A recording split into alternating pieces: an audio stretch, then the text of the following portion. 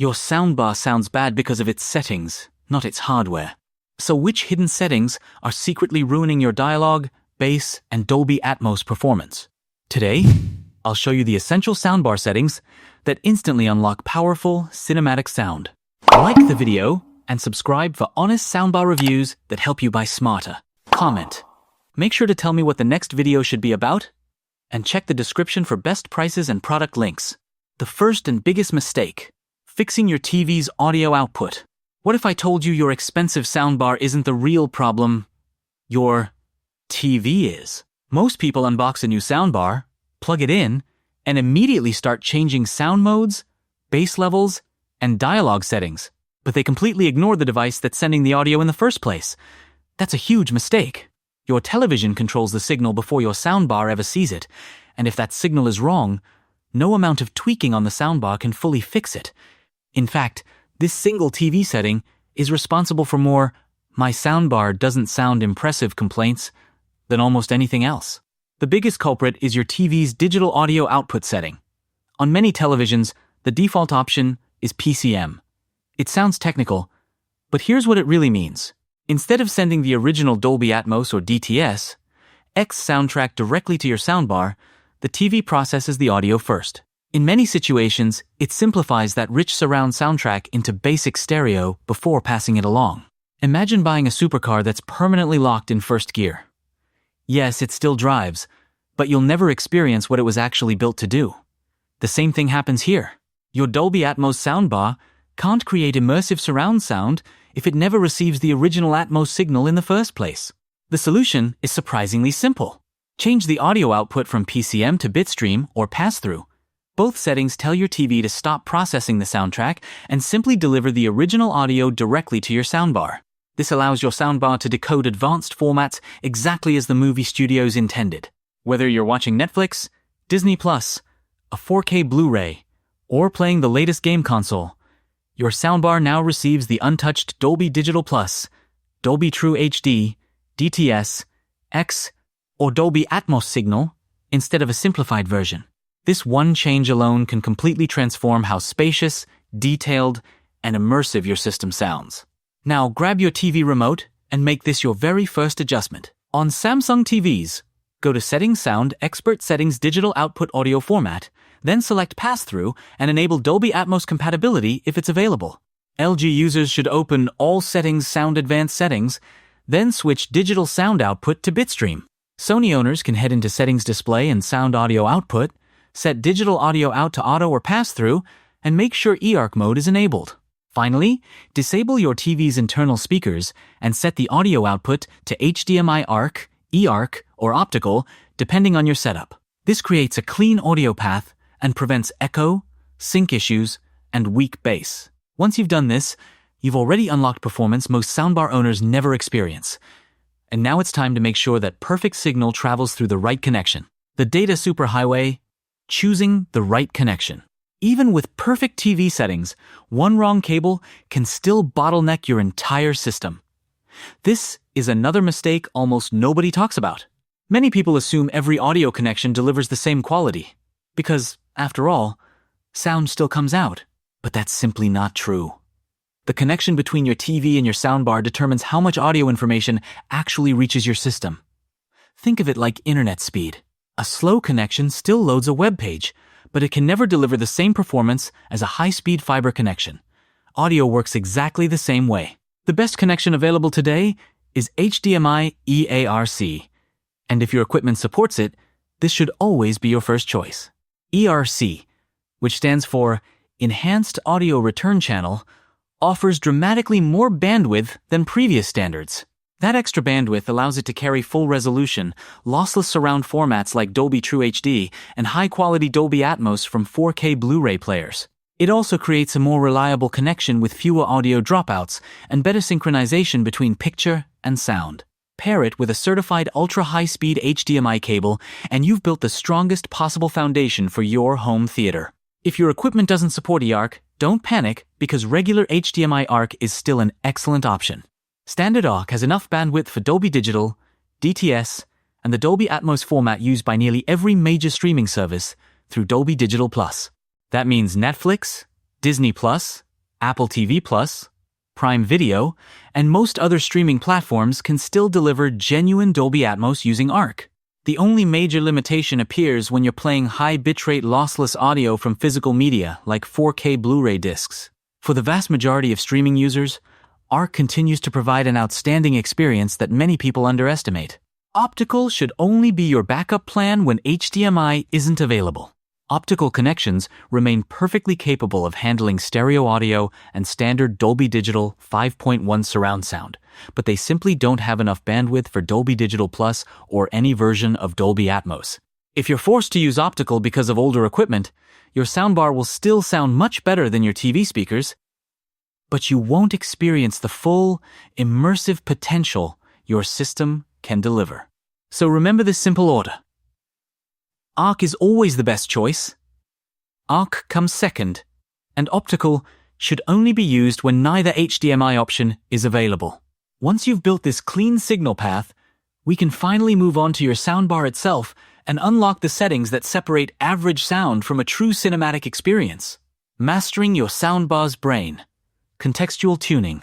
Here's the mistake almost everyone makes after buying a new soundbar. They find one sound mode they like and leave it there forever. It feels convenient, but it's actually costing you performance. Movies, sports, music, and games are all mixed differently, so expecting one preset to deliver the best experience for everything simply doesn't work. Instead of searching for one perfect setting, you should create different listening profiles based on what you're watching. Once you understand this, your soundbar instantly becomes much more versatile without spending another dollar. Let's start with your movie profile, because this is where your soundbar should really shine. Switch the sound mode to movie, cinema, or immersive, depending on your brand. These presets are designed to widen the soundstage and create a much larger sense of space than standard mode. If you're watching content that isn't mixed in Dolby Atmos, turn on features like DTS, Virtual, X, Virtual Surround, or your soundbar's surround up mixer. These technologies intelligently expand ordinary surround tracks and make better use of every speaker inside the soundbar. For dialogue, avoid turning voice enhancement all the way up. Instead, keep it on low or medium so voices become clearer without making the entire soundtrack sound thin. Finally, adjust your subwoofer carefully. The goal isn't the loudest bass possible. The goal is clean, tight bass that supports the soundtrack instead of overpowering it. Now let's build a sports profile, because live sports require a completely different approach. Switch your soundbar into sports, news, or standard mode. These modes naturally emphasize the mid-range frequencies where commentators and announcers speak. Next, turn virtual surround off. This surprises many people, but surround processing can actually make commentary sound distant or slightly echoey during live broadcasts. If your soundbar includes a manual equalizer, gently increase the mid-range frequencies while reducing bass slightly. This keeps crowd noise under control and makes every word from the commentators easier to understand. The result feels cleaner, more direct, and far less distracting throughout an entire game. Finally, create a dedicated music profile because music deserves completely different treatment from movies. Switch to music, stereo, direct, or pure mode, whichever your soundbar offers. Then turn off every enhancement feature you can find, including dialogue enhancement, virtual surround, DTS virtual, X, and any artificial 3D processing. For stereo music, these effects often damage the original recording rather than improve it. Leave your equalizer flat as a starting point, and make only very small adjustments if your room needs them. The only exception is music specifically mastered in Dolby Atmos, where switching back to movie mode can deliver a spectacular immersive experience. Once you've created these 3 simple profiles, you'll never need to keep searching through menus again. Instead, you'll have the perfect sound ready for every type of content you watch. The physical foundation, placement and room acoustics. What if I told you even a $2,000 soundbar can sound disappointing simply because it's sitting in the wrong place? Most people spend hours adjusting settings but completely ignore the physical setup. The reality is simple. Sound follows the laws of physics. If your soundbar is blocked, aimed incorrectly, or placed in the wrong position, no software update or fancy sound mode can fully fix it. Before changing another setting, Make sure your hardware is actually working with your room instead of fighting against it. Start with the soundbar itself, because this is where the biggest placement mistake happens. Never push your soundbar deep inside a TV cabinet or shelf. When it's recessed, the sound reflects off the furniture before reaching your ears, making dialogue sound muffled and reducing overall clarity. Instead, pull the soundbar right to the front edge of the TV stand so the speakers have a completely clear path into the room.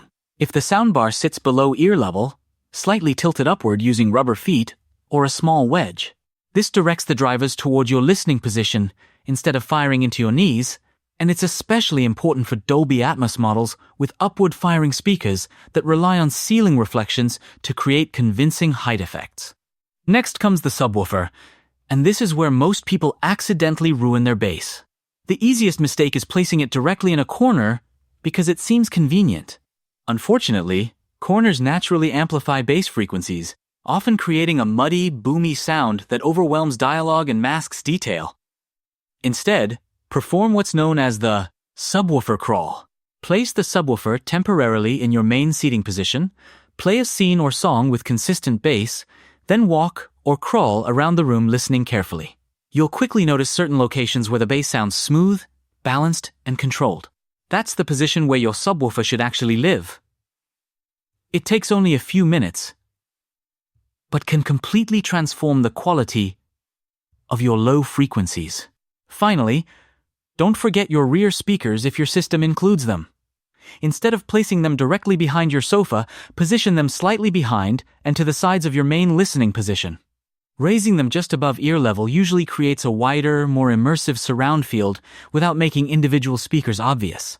Combined with proper soundbar placement and a well-positioned subwoofer, your system will suddenly sound larger, cleaner, and far more cinematic. And once every speaker is physically where it belongs, there's one final step that fine-tunes everything specifically for your room. The final polish, advanced calibration and modes. You've optimized the TV settings, chosen the right connection, built custom listening profiles, and perfected the placement. Now it's time for the final step that most people skip entirely. This is where your soundbar stops sounding like a generic product and starts sounding like it was custom built for your room. These last few settings don't just improve the experience, they unlock the performance you've already paid for. First, let's talk about night mode, sometimes called dynamic range compression or DRC.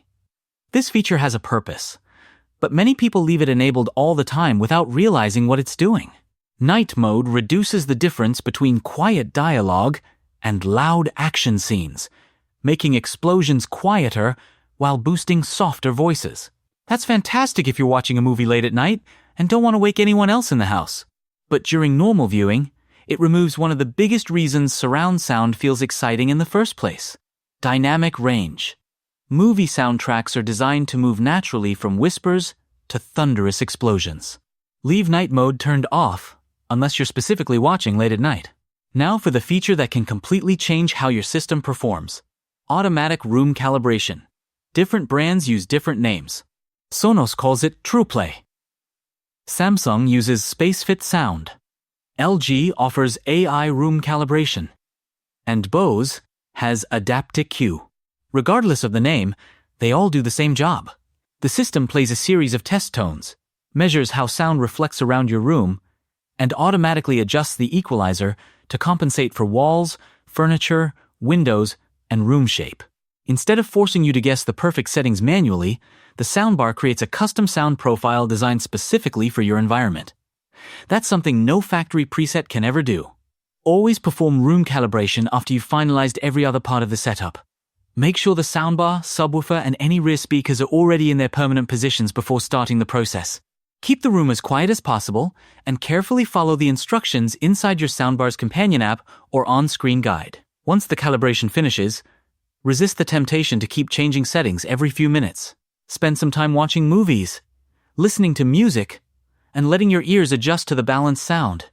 At this point, your soundbar isn't just configured correctly, it's fully optimized for your room, your equipment, and the way you actually watch and listen every day. The final conclusion.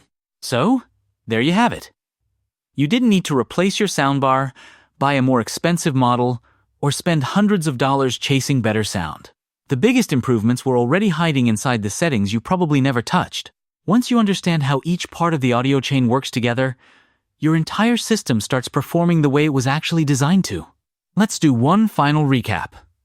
First, fix your TV by changing the audio output from PCM to Bitstream or pass-through so your soundbar receives the original audio signal. Second, use the best possible connection by plugging into HDMI eARC or ARC if ARC isn't available, instead of relying on optical whenever possible.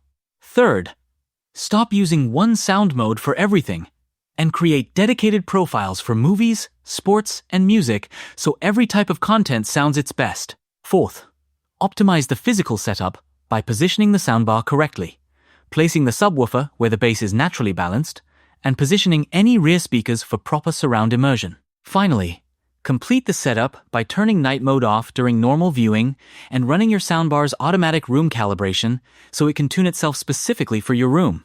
These 5 steps work together as one complete system. Skip even one of them, and you're leaving performance on the table. Follow all of them, and the difference is immediately noticeable. Dialogue becomes cleaner, Dolby Atmos feels more immersive, bass becomes tighter instead of boomy, and every movie gains the impact the sound designers originally intended. The best part is that none of these improvements cost you anything. You simply unlock the performance that was already built into your equipment. Instead of wondering whether you bought the wrong soundbar, you can finally experience what your current system is truly capable of delivering. Now, it's your turn. Go through every setting we covered today, then put on your favorite movie or TV show and listen carefully. I want to know which adjustment made the biggest difference for your setup. Was it changing the TV to Bitstream? Did room calibration completely transform the sound? Or was better speaker placement the real game changer? Let me know in the comments, because your experience might help someone else get the most out of their own system. If this guide saved you from making an expensive upgrade you didn't actually need, give this video a thumbs up and subscribe for more practical home theater tips, soundbar guides, and honest audio advice. Thanks for watching. Enjoy your newly optimized sound system, and I'll see you in the next video.